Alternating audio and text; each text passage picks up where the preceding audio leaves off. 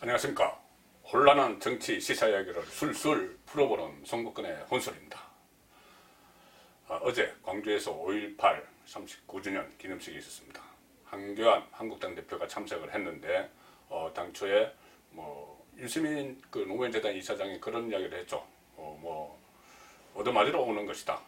그러니까 오면은 서로 눈도 마주치지 말고 말도 하지 말고 악수도 하지 말라. 그리고 오면 등을 돌려라. 그렇게까지 이야기를 했는데 다행히 어제 큰 불상사는 없었습니다. 물론 한교안 대표가 그 행사장에 입장하는 과정 또 퇴장하는 과정에서 소동이 좀 있었고 충돌이 있었지만 어쨌든 우려하던 대로 그런 큰 폭력 사태는 우려했던 그 폭력 사태는 일어나지 않았습니다. 그리고 또 여러 가지 뒷이야기는 나오고 있죠. 문재인 대통령의 부인 김정숙 여사가 문재인 대통령이 쭉 내빈들과 참석자들과 악수를 하고 있는데 한교안 대표 차례가 돼서 문재인 대통령은 악수를 하고 오시느라 수고 많았다. 그리고 또 한교안 대표가 고맙습니다. 이렇게 이야기를 했는데 김정숙 여사가 그 전에는 쭉 같이 따라오다가 악수를 이어서 했는데 한교안 대표는 패싱을 해버렸다. 외면하고 그냥 지나갔다. 또 그런 보도가 있었고 한국당이 상당히 유감을 표명하는 논평을 내놓게 됐습니다. 자, 그런데 저는 어제 광주 5.18 현장보다 어제 있었던 행사 중에서 하나 주목을 했던 게 있습니다. 이 서울 광화문 광장에서 어제 밤에 진행이 됐는데요. 양정철 민주당 민주연구원 원장 또 유시민 노무현재단 이사장 토크 콘서트를 했습니다. 그 내용이 상당히 의미가 있다고 저는 보는데요. 우선 처음부터 하나씩 살펴보겠습니다. 자, 양정철 민주연구원장 아시다시피 2017년 조기 대선 때 또 문재인 캠프에서 곽응창 팀이란 걸 만들어서 핵심적인 역할을 했었죠. 그러고는 문재인 정부가 탄생을 할 때 출범을 할 때 여러 가지 인사 소문이 있을 때 아마 청와대 정무수석으로 가지 않겠냐 또는 청와대 비서실장으로 갈 거라는 이야기까지 했습니다. 그런데 그 뚜껑을 열어보니까는 양정철 이름은 없었죠. 그러니까는 양정철 그때만 해도 전 비서관이죠. 노무현 정부 때 청와대 비서관을 했으니까는 양정철 전 비서관이 본인 의지로 가지 않았다 이렇게 주장을 했습니다. 그러니까는 제 역할은 대선 때까지였고 지금부터는 잊혀질 권리 이야기를 했죠. 잊혀질 권리를 좀 허락해달라 이렇게 이야기했습니다. 그러니까 이제 나는 잊어라. 나는 더 이상 이 정부에 관여하지 않는다. 이렇게 이야기를 했죠. 근데 실제로는 당시 정치권 주변에서는 문재인 정부가 출범하면서 청와대 라인업을 짜는 과정에서 임종석 비서실장과 갈등이 있었다. 그런 이야기들이 나돌았습니다. 곽응창 팀에서 같이 댓글을 잡는데 일조를 한 팀이죠. 같이 일을 했는데 결국은 농공행상 과정에서 갈등이 있었다는 이야기가 있었고, 그리고 어쨌든 양정철 전 비서관은 당시에 실제로 뉴질랜드, 일본 이렇게 밖으로 다니면서 좀 한국 정치와는 청와대와는 거리를 두는 행보를 보였습니다. 그런데 연초에 한 언론과 인터뷰를 했죠. 양정철. 그때 뭐라고 했냐면 소위 먹튀론을 이야기했습니다. 본인이 문재인 정부에 참여하지 않는 이유를 설명을 하면서 나로서는 도피한 거다. 그러니까 문재인 대통령이 두 번의 대선을 치르는 동안 본인이 주로 인재를 영입하거나 외부 인물들을 영입을 해서 캠프를 꾸미는 역할을 했기 때문에 상당한 사람들이 들어오면은 사실 그렇지 않습니까? 들어오면은 잘 되면은 대권을 잡으면은 자리를 바라고 오는 사람들도 있겠죠. 그런 상황에서 인물 영입을 본인이 많이 했는데 그 사람들은 부채라는 얘기죠.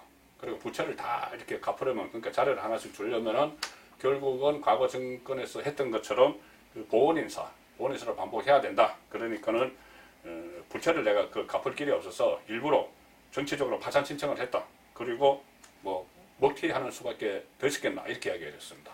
그러니까 정리를 하면은 본인이 대선 과정에서 많은 사람들을 끌어들고 그 사람들에게 정권을 잡았으니까 자리를 나눠줘야 되는데 내가 대통령 곁에 있으면은 대통령이 부담이 되니까 내가 그냥 나갔다 이 이야기죠. 그리고 그러고 나서 내가 다시 문재인 대통령 때는 역할을 할 일이 없을 거다. 또 만약에 내가 일본 생활이 끝나고 귀국을 해도 본인은 시골에 가서 살겠다. 그런 이야기까지 했습니다. 그 대신 그때 양정철 전 비서관이 두 사람에 대해서는 상당히 앞으로 정치를 할 거라고 이야기했습니다. 누구냐? 유시민 노무현재단 이사장, 또 조국 청와대 민정수석 같은 캠프 여건 안에서 그 이너서클 안에 있죠. 이너서클 안에서 유시민, 조국 두 사람은 정치를 안 할 거라고 계속 이야기했는데 그때 양정철 전 비서관은 올 초입니다. 두 사람 정치를 할 거라고 이야기했습니다. 왜 그러냐? 이 세상이 가만두지 않을 거다. 그러니까 두 사람의 어떤 대중적인 인지도 또 대중적인 동원력이 있죠. 실제로 지금 유시민 이사장 같은 경우는 유튜브 알릴레오를 하면서 상당한 이 대중 동원력을 가설을 하고 있고, 물론 특정 세력의 동원력이지만 조국 수석도 SNS, 페이스북 활동을 통해서 본인의 일단 동원력, 대중 동원력을 가설하고 있습니다. 그렇기 때문에 양정철 전 비서관 이야기는 그 상황에서 본인들이 정치를 하지 않도록 세상이 가만두지 않을 것이다. 그렇게 이야기하면서 또 문재인 대통령도 처음에는 안 하려고 했지만은 어쨌든 버티다가 일종의 운명처럼 받아들여서 정치를 했다. 이런 이야기까지 했습니다. 자, 양정철 예언 지금 기막히게 맞아 떨어져 가고 있습니다.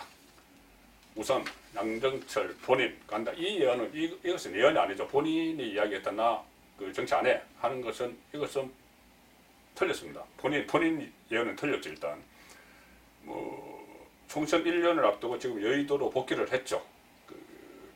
그 민주당의 민주연구원장, 그리고 민주연구원장이 돼서 취임 일성이 이거였습니다. 민주연구원이 총선의 병참기지가 되게 하겠다. 병참기지, 물자 동원하는 것이죠. 조달을 합니다. 그 다음에 이 선거에서 병참기지라고 하면 인물까지 인물 영입까지 다 하는 겁니다. 실제로 지금 민주당에서는 총선을 앞두고 양정철 원장이 인재 영입 실무를 총괄하고 있다. 이런 말이 나오고 있습니다. 그리고 특히 또 이 양정철 원장이 정치에 복귀하는 시점에 본인이 정치를 할 거라고 얘기했던 조국 민정수석, 물론 본인은 아직까지 아니라고 하지만은 부산에서 전재수 민주당 부산시당위원장이 영입 1호로 꼽았죠. 내년 부산 선거에 출마할. 어쨌든 정치적으로 가고 있습니다. 그리고 특히나 그 양정철 원장이 병참기지 사령관을 자임을 하고 여러 가지 활동을 시작하고 나서 문재인 대통령 주변 사람들이 정치적 움직임이 상당히 빨라졌습니다.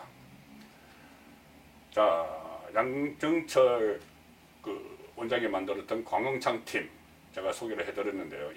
이것을 이끌었던 임종석 비서실장은 정세균 전 국회의장을 만났습니다. 정세균 전 국회의장의 지역구 서울 종로, 사실상 내놓으라는 통보나 다름없었습니다.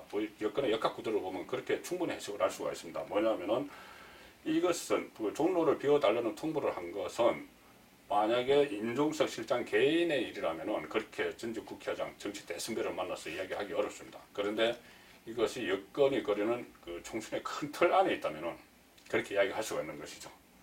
그래서 그러는 그 정세균 전 국회의장 입장에서도 정권 핵심부가 뭔가 큰 그림을 그리고 있구나. 그런 차원에서 나를 나가라고 하는 거구나. 충분히 눈치를 챌 수가 있습니다. 그렇기 때문에 나중에 정세균 의장이 다른 자리를 맡는 조건으로 임종석 전 실장이 들어가는 그런 그림도 정치권에서는 그렇게 드물지 않습니다. 또 탁현민 대통령 행사기획 자문위원 자신의 페이스북에 얼마 전에 양정철 또 임종석 이 같이 일본에서 여행을 하면서 찍은 사진을 SNS에 올린 적이 있죠. 이것도 양정철과 임종석의 불화설을 일축시키면서 두 사람이 이너서클을 같이 구성해서 총선을 구도를 잡아간다. 이런 이야기가 간접적으로 시사를 한 거죠. 여기서 주목되는 것이 뭐냐면은 제가 미리 한번 말씀드렸지만 임종석이 종로에 나오려는 것은 한교안 한국당 대표 견제용이 될 수 있습니다. 그러니까 한교안 대표가 만약에 나오게 되면은 자기 대선 주자급으로 등장을 했겠죠. 내년 총선쯤 되면은 한국당의 유력한 주자가 돼 있을 겁니다. 그럴 가능성이 높죠. 그렇다면은 임종석 실장이 종로에서 한교안 대표가 종로에 나오면 같이 출마를 해서 상당히 지더라도 임종석이 지더라도 한교안 대표에 대해 상처를 크게 입힐 수가 있는 것이죠. 네. 그런 구도가 있고 만약에 종로에 한교안 대표가 나오지 않을 경우 만약에 임종석 전 실장이 종로에 나와서 승리를 한국당 후보가 누가 되든 승리를 하게 되면은 단번에 차기 대권 주자로 같이 발돋움을 하게 됩니다. 종로 지역구라는 것이 과거에 노무현 전 대통령이나 이명박 전 대통령도 국회의원을 지냈을 만큼 상징성이 큰 곳이죠. 자, 그래서 일단은 한교안 대표 입장에서 보면은 대선 고지까지 가는데 1차전 총선 상대는 임종석이 될 가능성이 높습니다. 그렇게 되면은 임종석이 상당히 어떤 네거티브 선거전을 몰고 가면서 한교안 대표가 만약에 당선되더라도 큰 상처를 남기려고 하겠죠. 자, 그런데 1차 관문을 통과하게 되면은 한교안 대표 입장에서 본격적인 대선길에 오르는데 그것에 잠복할 사람이 유시민입니다. 저는 그렇게 봅니다. 제가 처음에 모두에 말씀드렸듯이 어제 강화문에서 있었던 노무현 전 대통령 10주기 토크 콘서트, 양정철, 유시민 두 사람이 토크 콘서트를 했습니다. 이 유시민의 정치할 거라는 걸 양정철이 예언을 했던 사람이죠. 그런데 어제 양정철이 계속 그렇게 물었습니다. 실제로 유시민 이사장이 47살에 보건복지부 장관을 했는데, 그러니까 그런 큰 배설을 했으면은 그에 걸맞는 헌신을 해야 하는 거 아니냐. 그러니까 진보 정권에 헌신을 해야 하는 거 아니냐. 그렇게 이야기하면서 다음 대선에서 우리 쪽에서 하려갈 사람들이 넘치지만은 유시민, 조국 이렇게 가시하면은 국민들이 얼마나 안심이 되겠느냐. 이것은 뭐 국민들이 안심을 할지 모르겠지만 어쨌든 같이 큰 스크럼을 짜서 유시민도 나오고 조국도 나오고 경선을 해서 거기서 부험을 일으켜서 자기 정권제 창출하자는 이야기죠. 거기에 이 노골적인 질문인데 여기에 대해서 유시민 이사장이 의미심장한 말을 했습니다. 원래 자기 머리로 못 깎는 것이다. 깎아달라는 이야기죠. 그러니까 보통 정치인들이 내 다음 선거에 안 나가, 또는 뭐 대선에 이제 졌으니까 안 나가, 뭐 이렇게 이야기하다가 다시 대선하는 선거판에 복귀하는 명분으로 삼는 것이 나는 하고 싶은 마음이 없는데 국민들이 원한다 이야기를 하는 것이죠. 국민들이 원한다 이 명분으로 나갈 수 있다는, 정치를 할 수 있다는 말을 사실상 한 겁니다. 그러면서 또 특히나 유시민 이사장이 앞으로 5년 더, 또 그 이후 5년 더도 해야 된다 그러면서 이해찬 대표가 했던 것처럼, 본인의 정치적 서성이죠. 이해찬 대표가 했던 것처럼 장기 집권론, 진보 정권 장기 집권론까지 이야기를 했습니다. 자, 유시민 이사장이 바로 며칠 전까지만 해도 정치를 안 하겠다고 이야기했는데 왜 갑자기 지금 와서 사실상 정치 복귀 선언을 했을까요? 안팎의 이유가 저는 있다고 봅니다. 안의 이유, 민주당 내부의 이유. 지금 한교안 대표가 보수 정권에서 부상을 하고 있는데, 민주당에서는 물론 뭐 이낙연 국무총리도 있고 김경수도 있고 막 그렇지만은 친문을 대표할 사람들이 없어졌습니다. 뭐 안희정 지금 뭐 낙마했죠. 그 다음에 김경수 경남도지사 같은 경우는 댓글 조작 사건 재판이 어떻게 될지 모릅니다. 안심할 수 있는 친문 주자가 없는 상황이죠. 그 과정에서 친문과 극한 대립각을 보였던 이재명 경기도지사가 1심에서 여러 가지 의혹들에 대해서 무죄 선고를 받았습니다.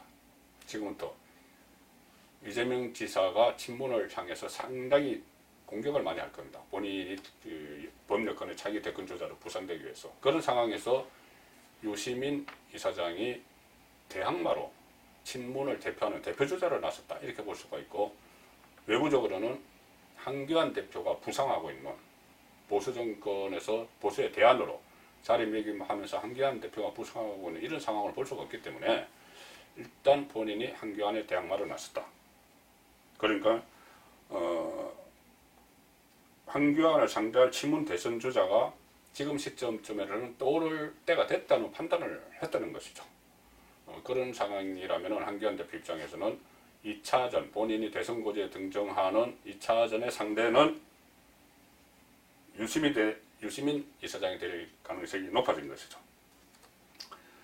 결국 현 정권 핵심부에서는 그 황교안 대망론을 무너뜨리는 것이 장기 집권의 1차 관문이 된다고 판단을 하고 총선에서는 임종석 그리고 2022년 대선 상대로는 유시민 이렇게 내세우기라고 절차를 착착 진행 중이다.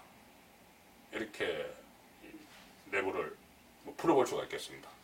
그렇다면 여기에 대한 그 황교안 대표의 대응책 또 한국당의 총선 대선 시나리오 어떻게 짤지 좀 명확해진 것 같습니다. 오히려 송국근의 혼술이었습니다.